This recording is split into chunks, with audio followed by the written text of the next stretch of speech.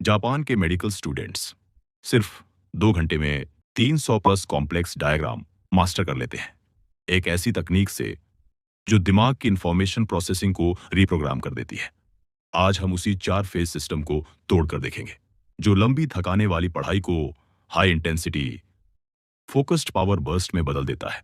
साथ में वो गलती भी समझेंगे जो शायद आप रोज कर रहे हैं और जो आपकी मेमोरी को धीरे धीरे खत्म कर रही है। Section 1, long hours versus smart hours.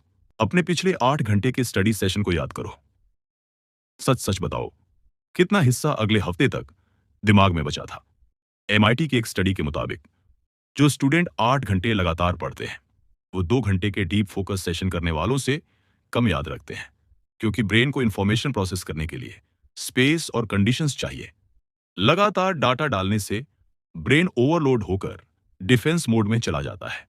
Harvard medical school research कहती है 4 घंटे बाद ब्रेन की लर्निंग कैपेसिटी 60% तक गिर जाती है। मतलब ज्यादा घंटे, कम retention. Section 2, working memory limit. हमारी वर्किंग मेमोरी एक समय में सिर्फ 7 ± 2 आइटम संभाल सकती है। अगर आप बिना ब्रेक के भारी चैप्टर्स रटने लगते हैं तो आप दिमाग की लिमिट क्रॉस कर रहे हैं। सॉल्यूशन, चंकिंग, बड़े टॉपिक्स को छोटे मीनिंगफुल हिस्सों में तोड़ना। MIT रिसर्च कहती है डेटा को पैटर्न में अनऑर्गेनाइज करने से रिटेंशन 250% तक बढ़ सकता है।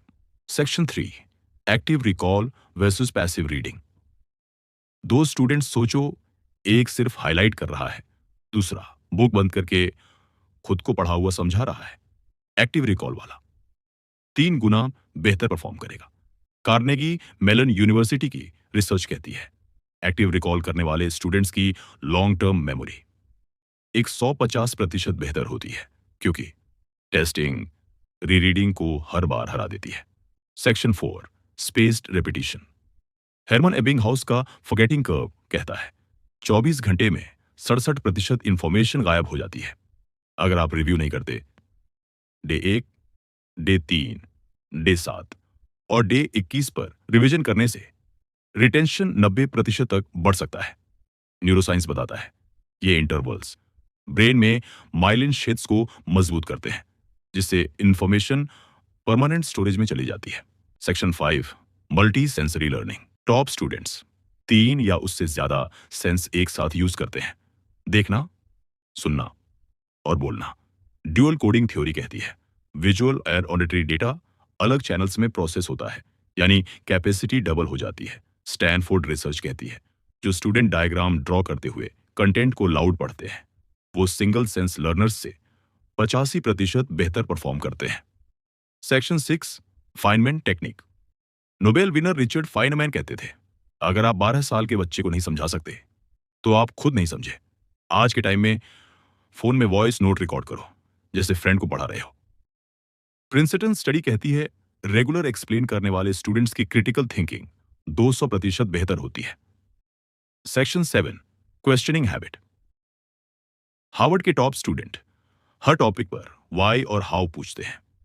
ये प्रीफ्रंटल कॉर्टेक्स एक्टिवेट करता है, जो एनालिटिकल रीजनिंग और डीप अंडरस्टैंडिंग के लिए जिम्मेदार है। साथ ही ये इल्यूशन ऑफ नोइंग से बचाता है। Section 8, reflection and metacognition. Her study session के बाद 2 मिनट खुद से पूछो, क्या स्पष्ट है, क्या कंफ्यूजिंग है, कहां गैप्स हैं। यह सिंपल हैबिट एग्जाम परफॉर्मेंस को छलांग लगाकर बढ़ाती है। Section 9, 90 minute deep work rule. Pomodoro basic है, advanced version 90 minute deep work, फिर 20 minute full digital free rest, brain की नेचुरल फोकस साइकिल यही है। सेक्शन 10, सुबह का सुनहरा खिड़की। सुबह उठने के पहले 30 मिनट ब्रेन का गोल्डन टाइम, फोन मत छुओ, टॉपिक रिवाइज करो। क्यूम्युलेटिव इफेक्ट से रिटेंशन डबल हो जाता है। Section 11, focus on the vital 20%। 80% marks सिर्फ 20% सिलेबस से आते हैं। पिछले साल के पेपर्स देखो, रिपीट होने वाले टॉपिक्स पहचानो और वहीं टाइम लगाओ। Section 12, sound for focus. Music से जिम में एनर्जी मिलती है, वैसे ही पढ़ाई में भी। अल्फा ब्रेन वेव्स वाले lofi, white noise, rain sounds focus बढ़ाते हैं।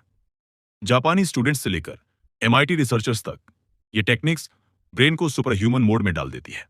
लेकिन सब एक साथ मत अपनाओ। हर हफ्ते एक मेथड टेस्ट करो और अपना परफेक्ट कॉम्बिनेशन बनाओ। दिमाग को अपग्रेड करना है, शुरू